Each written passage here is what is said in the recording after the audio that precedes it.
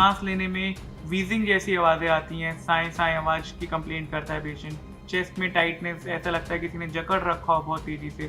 सांस लेने की दिक्कत होती है, खांसी बहुत प्रोमिनेंटली बनी रहती है। तो ये सारे सिम्पटम्स हैं जो एक बार रेस्पिरेटरी एलर्जीज़ के लिए होता है और चेस्ट फिजिशियन को कंसल्ट करना। टीबी एक 100% क्यूरेबल बीमारी है जो एक इंसान का कॉन्टैक्ट से फैलती है। तो वो एयर पॉल्यूशन की वजह से उनको नॉन स्मोकर होते हुए भी उतना एक्सपोज़र मिल रहा है स्मोकिंग का कि वो अफ़ेक्ट कर रहे हैं। एलर्जीज़ ट्रीटेबल नहीं है, एलर्जीज़ कंट्रोलेबल हैं। नमस्कार, आप देख रहे हैं एचपीएन न्यूज। मेरा नाम है दिव्यांशु और यहाँ हम लाते हैं स्वास्थ्य से जुड़ी कुछ जरूरी जानकारियों पे एक डिटेल्ड इंटरव्यू। आज के हमारे इस शो में हमारे साथ जुड़े हैं बेहद खास मेहमान, जाने माने चेस्ट स्पेशलिस्ट डॉक्टर उत्कर्ष, जो कि हमारे कुछ चुनिंदा सवाल और कुछ जरूरी सवालों के जवाब देंगे और आपकी चेस्ट से जुड़ी हुई कॉमन प्रॉब्लम्स और हमारी रोजमर्रा की जिंदगी में हम जो गलतियां कर रहे हैं उनके सॉल्यूशंस देंगे। क्या सच में धूम्रपान ना करने वालों को भी चेस्ट से रिलेटेड प्रॉब्लम हो सकते हैं, या फिर धूल, धुआं और कई तरह के पॉल्यूशंस जो कि हवा में है, क्या वो हमें बहुत बीमार कर सकते हैं? इन सारी चीज़ों के बारे में जानेंगे सर से। तो सबसे पहले सर, स्वागत है आपका हमारे इस चैनल पे। थैंक और you.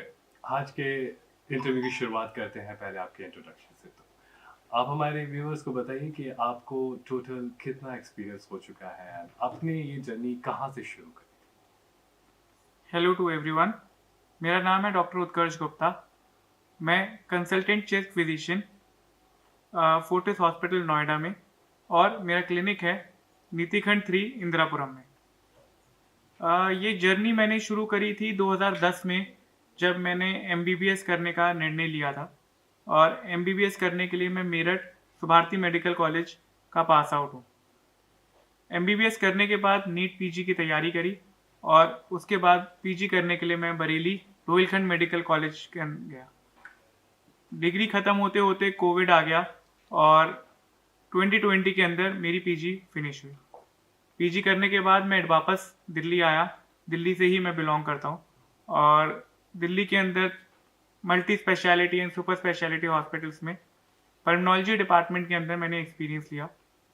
Rajiv Gandhi super speciality hospital, Patel chest hospital, Max hospital, और अभी फ़िलहाल मैं फोर्टिस हॉस्पिटल नोएडा के अंदर कंसल्टेंट हूँ।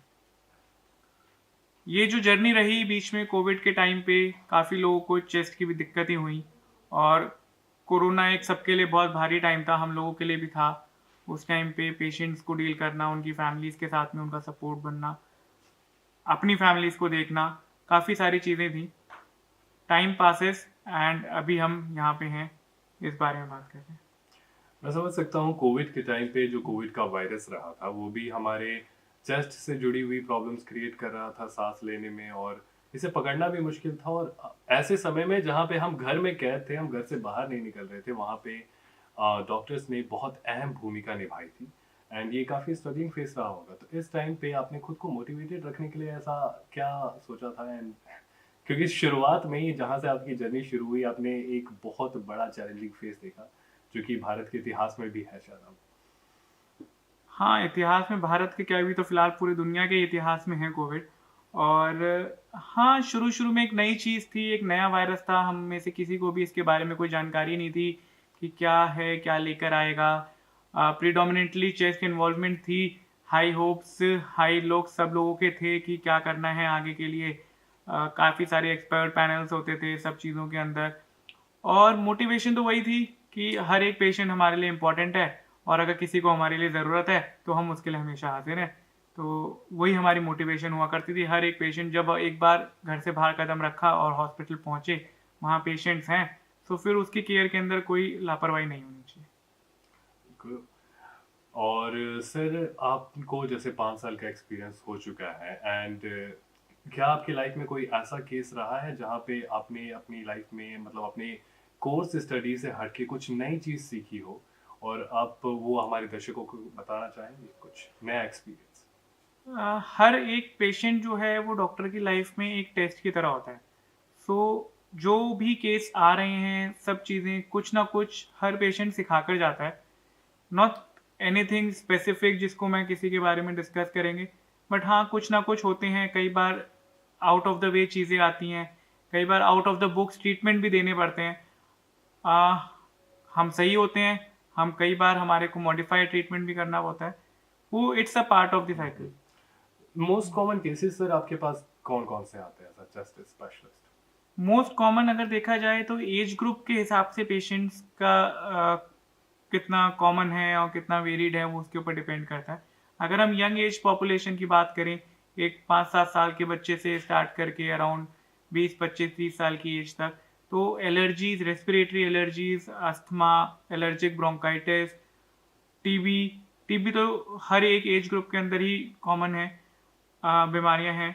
जैसे ही एज थोड़ा सा प्रोग्रेस करती हैं तो हमारी बीमारियां कन्वर्ट होके उसके अंदर COPD, ILDs, interstitial lung disease, obstructive sleep apneas, इन सब बीमारियों के अंदर वो थोड़ा सा कॉमन हो जाता है। एंड हाँ, मैं भूलूंगा नहीं, लंग कैंसर भी एक एज के बाद बहुत कॉमन हो जाता है। टीबी के बारे में जो आपने बोला ये बहुत बड़ा शब्द है, इसके ऊपर अभी आएंगे, पर उससे पहले जो आपने एलर्जीज के बारे में बताया, इनके नॉर्मल रीजंस क्या क्या होते हैं और इनके सिम्टम्स क्या क्या हैं, ऐसे कैसे पकड़े और ऐसे कौन से अर्ली सिम्टम्स हैं जिनसे हमें पता चलता है कि अब हमें एक चेस्ट स्पेशलिस्ट के पास जाना चाहिए? रेस्पिरेटरी एलर्जीज की मैं स्पेसिफिकली बात करूंगा तो कॉमन सिम्टम्स या इसके कॉजेस के अंदर जो सबसे कॉमन कॉज आता है वो आता है हमारी फैमिली हिस्ट्री। कहीं ना कहीं अगर हम देखेंगे पूरी फैमिली ट्री में पेरेंट्स के साइड पे, मैटरनल पेरेंट्स, ग्रैंड पेरेंट्स या पैटर्नल ग्रैंड पेरेंट्स, कहीं ना कहीं फैमिली ट्री के अंदर भी फाइंड कि किसी और को भी इसी तरीके के सिमिलर सिम्टम्स होते हैं या हुआ करते थे। और वहाँ से ही एक फैमिली ट्री से एलर्जी की हिस्ट्री थोड़ा सा बननी शुरू होती है। जो इसके अलावा और कारण बहुत सारे हैं, पॉलन ग्रेन्स हो गए, स्मोकिंग हो गया, फ्रेग्रेंसेज हो गई, कोल्ड एक्सपोजर, कई लोगों को कुछ खाने पीने की चीज़ों से दिक्कतें लग रही होती हैं, वो हो गया। वेदर की कंडीशंस के ऊपर डिपेंड करता है, सीजनल चेंजेस, ये सारे चेंजेस हैं जो एलर्जीज को एलिवेट करती हैं। नंबर 2, कॉमन सिम्टम्स जो हैं वो पेशेंट को राइनाइटिस, बार बार हर महीने दूसरे महीने में उनको कोल्ड कफ जैसे सिम्टम्स रहते हैं, सोर थ्रोट रहता है, सांस लेने में वीजिंग जैसी आवाज़ें आती हैं, साए साए आवाज़ की कंप्लेंट करता है पेशेंट। चेस्ट में टाइटनेस, ऐसा लगता है किसी ने जकड़ रखा हो बहुत तेज़ी से, सांस लेने की दिक्कत होती है, खांसी बहुत प्रोमिनेंटली बनी रहती है। तो ये सारे सिम्टम्स हैं जो एक बार रेस्पिरेटरी एलर्जीज के लिए होता है और चेस्ट फिजिशियन को कंसल्ट करना चाहिए।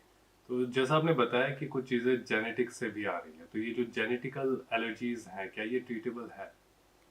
एलर्जीज ट्रीटेबल नहीं है, एलर्जीज कंट्रोलेबल हैं। तो the motive of our treatment, जो हमारे पास कोई भी पेशेंट एलर्जीज के साथ में प्रेजेंट करता है या हम उसको डायग्नोज करते हैं, तो उनको हम ये बताते हैं कि अगर कोई ये कहेगा कि जड़ से इसका इलाज कर दिया जाए तो वो थोड़ा सा मुश्किल है, और बट उनके जो सिम्टम्स हैं वो कंट्रोलेबल हैं। सो ऑन ट्रीटमेंट वो चीज़ कंट्रोल हो सकती है और पेशेंट का लाइफस्टाइल जो है वो उतना ही अच्छा हो सकता है जितना किसी नॉर्मल इंसान का है। ही और शी माइट नॉट एक्सपीरियंस कोई सिम्टम्स ऑन ट्रीटमेंट, बट जैसे ही वो ट्रीटमेंट छोड़ते हैं फिर से एक्सपोजर होता है उसी सेम एलर्जन का, उनके सिम्टम्स दोबारा बनते हैं। तो इसलिए treatment continuation with respect to further consultation with doctor is most necessary. Okay, so जब तक ट्रीटमेंट है तब तक आप एक अच्छी लाइफस्टाइल जी सकते हैं, बट ट्रीटमेंट छोड़ने पे, उसे बीच में रोकने पे प्रॉब्लम क्रिएट होती है। सो यहीं से टॉपिक आता है टीबी का, कि टीबी के जो अर्ली सिम्टम्स सर है वो कौन कौन से हैं और हम कैसे पता लगाए कि हमें टीबी हो सकता है? टीबी एक 100% क्योरेबल बीमारी है जो एक इंसान का कॉन्टैक्ट से फैलती है। दूसरी चीज़, हमारे देश में टीबी का बहुत ज़्यादा वाइड स्प्रेड है और पेशेंट्स का लिस्ट इंसिडेंस बहुत ज़्यादा है। अब इनके जो सिम्टम्स हैं वो सिम्टम्स बुखार, जो यूजुअली शाम के टाइम पे होता है बट किसी भी टाइम पे आ सकता है, खांसी 2 हफ्ते से ज़्यादा, वजन कम होना, भूख कम लगना, और इसके अलावा अगर किसी एक जगह स्पेसिफिक है, मान लीजिए बोन टीबी है तो कमर में दर्द होना, किसी हड्डी के अंदर दर्द होना, पेट के अंदर भूख ना लगना, मोशंस के अंदर एबनॉर्मेलिटी आना, कहीं पे गांठ वगैरह निकल के आना, हार्ट के अराउंड, हार्ट की ईसीजी इको के अंदर कुछ इश्यूज आने या ब्रेन के अंदर फिट्स वगैरह पड़ने, ये सिस्टम स्पेसिफिक सिम्टम्स होते हैं इसके। ओके। एंड अगर कोई टीबी का इलाज कर रहा है, अगर वो उसे अर्ली स्टेज पे पता चल जाता है और बाय एनी चांस उसका ट्रीटमेंट बीच में रुक जाता है, तो उसके क्या साइड इफेक्ट्स हो सकते हैं? क्या ये टीबी का इलाज जब भी हम किसी पेशेंट का स्टार्ट करते हैं, हम उनको स्पेसिफिकली पहले गाइडलाइंस के अकॉर्डिंग बता देते हैं कि इलाज जो है कम से कम 6 महीने चलेगा। अदर देन कुछ और ऐसे जहाँ पे उससे लंबा ट्रीटमेंट चलना होता है, तो हम उनको गाइडलाइन स्पेसिफिक पहले से बता के रखते हैं कि ट्रीटमेंट इतने दिन चलना है। एक भी दिन दवाई जो है वो छूटनी नहीं चाहिए। दवाई खाना इज एज इम्पॉर्टेंट एज हमारा पानी पीना और जितना खाना खाना। ये चीज़ बहुत स्पेसिफिकली बताई जाती है, क्योंकि अगर ट्रीटमेंट छूटता है तो उस पेशेंट का रिलैप्स करने के, नंबर 2, उसका ड्रग रेसिस्टेंट टीबी बनने के चांसेस बढ़ जाते हैं। जैसे कि मैंने पहले बोला कि 100% क्यूरेबल बीमारी है, बट जहाँ पे chances of drug resistant TB, जिसके प्रेवलेंस आज की तारीख में हमारे देश में बढ़ रहा है, क्योंकि पेशेंट्स ने बहुत बार ऐसा हुआ है कि दवाई बीच में छोड़ी है, तो उस केस के अंदर ट्रीटमेंट ड्यूरेशन जो है वो काफ़ी प्रोलॉन्ग हो जाता है। वही 6 महीने का ट्रीटमेंट बढ़ के 1.5 से 2 साल का ट्रीटमेंट बन जाता है। वो ट्रीटमेंट जो है वो काफ़ी हेवी ट्रीटमेंट होता है और उसके अंदर फिर हमारा सक्सेस रेट भी कम हो जाता है। तो हम हमेशा ये प्रोपोगेट करते हैं कि पेशेंट्स को दवाई नहीं छोड़नी है और ट्रीटमेंट कोर्स पूरा करना है। हाँ, क्योंकि ये भी कई कबार लोगों में आता है कि वो डिसिप्लिन के साथ बीच में छोड़ देते हैं, डिसिप्लिन के साथ फॉलो नहीं करते अपने ट्रीटमेंट को, और मेरे ख्याल से टीबी ये फैटल भी होता है अगर आप बीच में छोड़ते हैं फिर उसके बाद लॉन्ग टर्म तक इग्नोर करते हैं ऐसी बीमारियों को। तो क्या ये सच एग्जैक्टली है? एग्जैक्टली बिल्कुल। अगर दवाई बीच में छोड़ी जाएगी तो वो जो हमारा बैक्टीरिया है, टीबी का बैक्टीरिया बहुत स्मार्ट बैक्टीरिया होता है, तो वो अपने आप को दवाई के अगेंस्ट कैसे बचना है इसके लिए प्रिपेयर करके रखता है। तो अगर दवाई अप्रोप्रिएट डोज में नहीं जाएगी, दवाई समय के अनुसार हम नहीं लेंगे, तो वो बैक्टीरिया अपने आप को उस दवाई के साथ लड़ना जान जाएगा और उससे बचाव करना जान जाएगा। अगर बैक्टीरिया जीतेगा तो वो मल्टीप्लाई करेगा, शरीर के अंदर मल्टीप्लाई करेगा, तो वो धीरे धीरे हमारे लंग्स को गलाने लग जाएगा, सांस की दिक्कत बढ़ेगी और अल्टीमेटली दवाई दवाई की हार होने की वजह से जान भी जा सकती है। तो सर, जैसे कि टीबी के इलाज में 6 महीने का समय लगता है, और जब लोग सुनते हैं कि इतना समय लग रहा है तो उन्हें लगता है ये बहुत बड़ी बीमारी है, और उन्हें लगता है कि खर्चा ज़्यादा है, क्योंकि भारत के अंदर आप अच्छा इलाज से ज़्यादा लोग सस्ता इलाज ढूंढते हैं। तो सरकार ने आई थिंक टीबी के लिए बहुत सारी स्कीम्स भी लाई हैं। तो उनमें से किसी स्कीम के बारे में आप बताना चाहेंगे जिनसे गरीब जो लोग हैं जो अफोर्ड नहीं कर सकते ज़्यादा महंगा इलाज, वो कैसे उस स्कीम का लाभ उठा सकते हैं और अपना इलाज कर सकते गवर्नमेंट ऑफ इंडिया बहुत लंबे समय से टीबी का ट्रीटमेंट फ्री ऑफ कॉस्ट दे रही है। सो 1996 के अंदर आरएनटीसीपी की गाइडलाइंस डॉट्स चल आई थी और तब से government of India free TB का ट्रीटमेंट दे रही है। ये गाइडलाइंस रिवाइज हुई 2017 के अंदर, और 2017 में गवर्नमेंट ने एक डायरेक्ट बेनिफिट ट्रांसफ़र, जिसको हम डीबीटी कहते हैं, वो स्कीम इनिशिएटिव में ली। उस स्कीम के अनुसार 500 रुपये हर महीने टीबी के पेशेंट के अकाउंट में ट्रांसफ़र आया करता था, जिससे कि उसका न्यूट्रिशन के ऊपर वो ध्यान दे सके। नंबर 2, दवाई हमेशा से फ्री ऑफ कॉस्ट सरकार ने दी है और अभी भी वो दवाई गवर्नमेंट सेंटर्स के ऊपर, प्राइमरी हेल्थ सेंटर्स के ऊपर हर एक डिस्ट्रिक्ट के अंदर फ्री ऑफ कॉस्ट अवेलेबल है। वो दवाई बिल्कुल एग्जैक्टली सेम वही दवाई है जो आप प्राइवेट प्रैक्टिशनर के पास जाके वहाँ से लिखवाते हैं। दवाई के अंदर कोई डिफरेंस नहीं है, उसकी डोजिंग के अंदर कोई डिफरेंस नहीं है, सब चीज़ें बिल्कुल सेम है, इवन वो सेम जगह पे ही मैन्युफैक्चर हो रही हैं। नंबर 3, इसके अंदर न्यूट्रिशन की इंपॉर्टेंस बहुत है। टीबी के ट्रीटमेंट के अंदर खाना खाना भी उतना ही इंपॉर्टेंट है जितना दवाई खाना, क्योंकि भूख नहीं लग रही होती है। दवाई अपने आप में लिवर के लिए, किडनी के लिए थोड़ा सा टॉक्सिक होती है, तो अगर हम खाना पूरी तरीके से खाएंगे तो ये दवाई का साइड इफेक्ट के चांस कम हो जाते हैं और पेशेंट को फ़ायदा बहुत जल्दी आता है। तो इसलिए हमेशा ये भी प्रोपोगेट किया जाता है कि पेशेंट का जो मन है, जैसे मन है, वो खा सकता है, प्रोवाइडेड उसको कोई और टीबी के अलावा दिक्कत ना हो। तो सर, मेरे ख्याल से टीबी जो बीमारी है वो फिजिकल उतनी डेंजरस नहीं है जितनी मेंटली डेंजरस है, और यही कारण रहता है कि लोग अपना ट्रीटमेंट बीच में छोड़ देते हैं। उन्हें डर लगने लगता है, उनके अपने जो है वो भी उनसे दूर भागते हैं क्योंकि ये संक्रामक है, ये फैल सकती है। उन्हें घर से मतलब थोड़ा-सा दोस्तों से रिश्ता टूट जाता है, घर वालों से थोड़ा रिश्ता टूट जाता है और एक अलग डिमोटिवेशन आ जाता है और मतलब बहुत नेगेटिव हो जाता है इंसान। तो उस सिचुएशन में एक टीबी पेशेंट के लिए आप क्या कहना चाहेंगे? वो क्या सोचे और कैसे खुद को मोटिवेट रखे और अपना इलाज कंटिन्यू करे? टीबी एक सोशल स्टिग्मा की तरह जाना जाता था।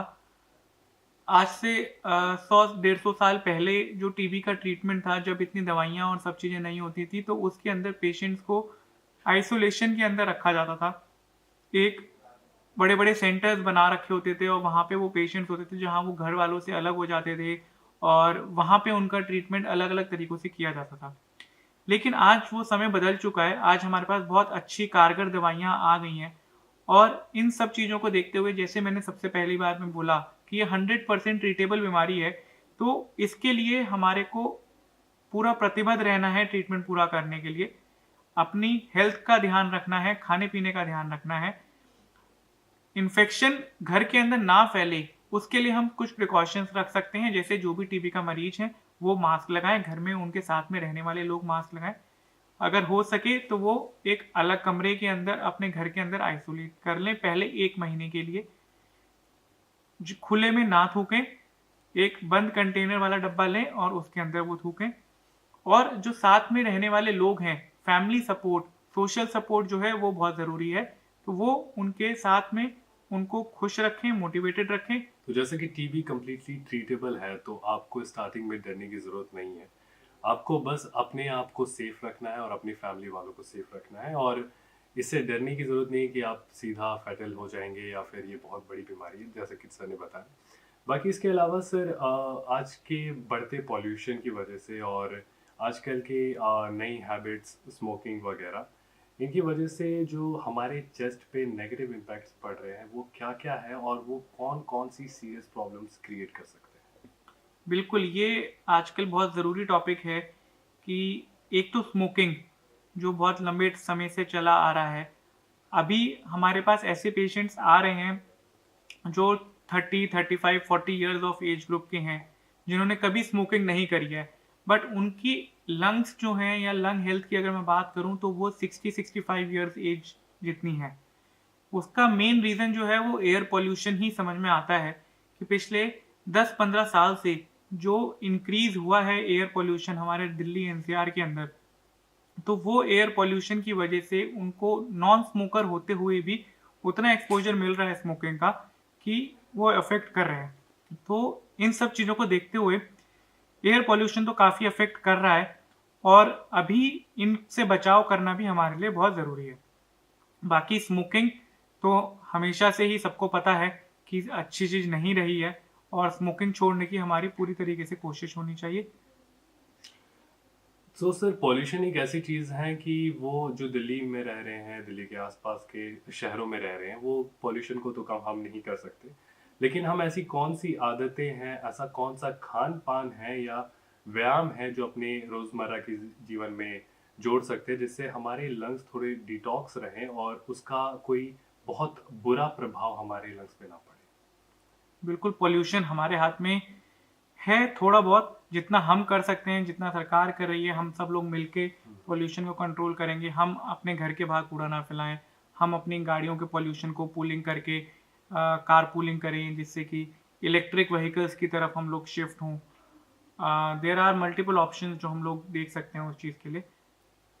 Apart from that healthy lifestyle जो है वो बहुत ज़रूरी है, जिससे कि इस पॉल्यूशन के साथ हम उतना इम्पैक्ट ना हो हमारे को। हमें जंक फूड, फ़ास्ट फूड बिल्कुल नहीं लेना है। पानी ज़्यादा से ज़्यादा पीना है। स्ट्रेस लेवल्स जो हैं आजकल हम सब लोगों की अर्बन लाइफ़स्टाइल के अंदर बहुत ज़्यादा है। So we should practise yoga, meditation जिससे कि ये जो स्ट्रेस लेवल्स हैं ये कंट्रोल में रहें। इसके अलावा एक एक्सरसाइज़ जो है रूटीन बेस हमारा बना होना चाहिए। At least 30 to 45 minutes of exercise किसी भी तरीके से अपनी एज ब्रैकेट के हिसाब से लोगों को प्रैक्टिस करना चाहिए। घर के अंदर की अगर मैं बात करूँ, तो घर के अंदर एयर प्यूरीफायर्स का यूज़ जो है वो हेल्प करता है। तो एयर प्यूरीफायर्स भी होने चाहिए जिससे हमारे को उस एयर पॉल्यूशन का इम्पैक्ट ना हो एटलीस्ट रात में सोते समय। सर क्या ये जो स्टीमिंग है, ये भी हमारे लंग्स को डिटॉक्स करने में कारगर है? स्टीम का रोल जो है वो एक तरीके से मॉइस्ट करने के लिए होता है, तो वो जो हमारी एयर है उसको मॉइस्ट करती है, उसके अंदर वो हेल्पफुल होता है। स्टीम का रोल कोल्ड के अंदर काफ़ी ज़्यादा होता है, बट एज सच अगर मैं बात करूँ कि एयर पोल्यूशन कंट्रोल में, तो उसके अंदर इतना ज़्यादा उसका कोई खास रोल नहीं है। और एक आखिरी सवाल सर मेरा आपसे ये रहेगा कि धूम्रपान और ये जो भी आदतें हैं जो कि आपके चेस्ट पे नेगेटिव इम्पैक्ट्स डाल रही है, आई थिंक हमारे व्यूअर्स अब बहुत कुछ जान चुके होंगे कि ऐसे कौन कौन से नेगेटिव इम्पैक्ट्स हैं। तो ये आदतें वो रोकने के लिए आप अपनी तरफ से एज अ चेस्ट स्पेशलिस्ट क्या सलाह देना चाहेंगे? अगर धूम्रपान छोड़ना है तो उसके अंदर सबसे ज़्यादा ज़रूरी चीज़ जो है वो उस पेशेंट की विलिंगनेस है कि मैं अब छोड़ना चाहता हूँ। जहाँ विलिंग टू क्विट है, उसके बाद उसके पास हर तरीके से ऑप्शंस हैं जो खुद से खुद दिखाई देने शुरू हो जाते हैं। घर के अंदर फैमिली सपोर्ट, अपना स्ट्रेस लेवल कम करना, जो पीयर ग्रुप है जहाँ पे वो हेल्प लेते हैं कि स्मोकिंग के लिए ऑफिस से निकले, स्मोकिंग ब्रेक ले लेते हैं, वो वाली चीज़ें, उस ग्रुप में जाना। ये शुरू के हफ्ता 2 हफ्ता थोड़ा-सा दिक्कत लगती है कि हाँ, मेरे को यहाँ दिक्कत हो रही है, वहाँ दिक्कत हो रही है। बट जैसे ही हम वो टाइम क्रॉस करते हैं, उसके बाद चीज़ें अपने आप से बहुत सरल हो जाती हैं, आगे का रास्ता दिखाई देने लगते हैं। मैं अपने क्लिनिक के ऊपर एक स्मोकिंग सेसेशन क्लिनिक हफ्ते का 1 दिन डेडिकेटेड है, जहाँ पे ऐसे पेशेंट्स जो लोग स्मोकिंग छोड़ना चाहते हैं, उन लोगों को डेडिकेट करता हूँ। वहाँ पे वो पेशेंट्स आते हैं, we have 1 to 1 counselling sessions. There are some medicines also, जो हम मेडिसिनल तरीके से उनको उस 1 to 2 weeks initial time period के अंदर हेल्प करते हैं कि पेशेंट को जो हैबिचुअल फॉर्मेशंस हैं, वो हैबिट को ओवरकम करने के लिए उसकी हेल्प मिलती है। तो सर अगर कोई हमारे व्यूअर्स में से आपसे कांटेक्ट करना चाहता है अपनी स्मोकिंग छोड़ने के लिए और जैसा कि आपने सेशन बताया, तो वो आपसे कैसे कांटेक्ट कर सकते हैं और आपकी क्लिनिक का एड्रेस क्या आप शेयर कर सकते हैं? मेरा क्लिनिक नीतिखंड 3 इंदिरापुरम में है, DRS पॉलीक्लिनिक के नाम से। आप मेरे से वहाँ पे संपर्क कर सकते हैं। मुझे कॉन्टैक्ट करने के लिए आप फ़ोन कर सकते हैं 9760049391 पे। इसके अलावा मेरी वेबसाइट भी है www.drutkarshgupta.com। ये सारी डिटेल्स हम आपको डिस्क्रिप्शन में भी लिख देंगे। और thank you so much doctor Utkarsh इतनी महत्वपूर्ण जानकारियाँ हमारे व्यूअर्स के साथ शेयर करने के लिए। एंड आई होप कि हमारे व्यूअर्स को बहुत कुछ सीखने को मिला होगा और धूम्रपान, धुआं और बढ़ते प्रदूषण का हमारे फेफड़ों पर क्या इम्पैक्ट पड़ रहा है, इसके बारे में भी आपको बहुत सारी चीज़ें सीखने को मिली होंगी और आप इसे कैसे रोक सकते हैं और कैसे अपने फेफड़ों को स्वस्थ रख सकते हैं। वीडियोस देखने के लिए सब्सक्राइब करें HBN न्यूज़, बेल आइकन दबाकर लेटेस्ट नोटिफिकेशन पाएं।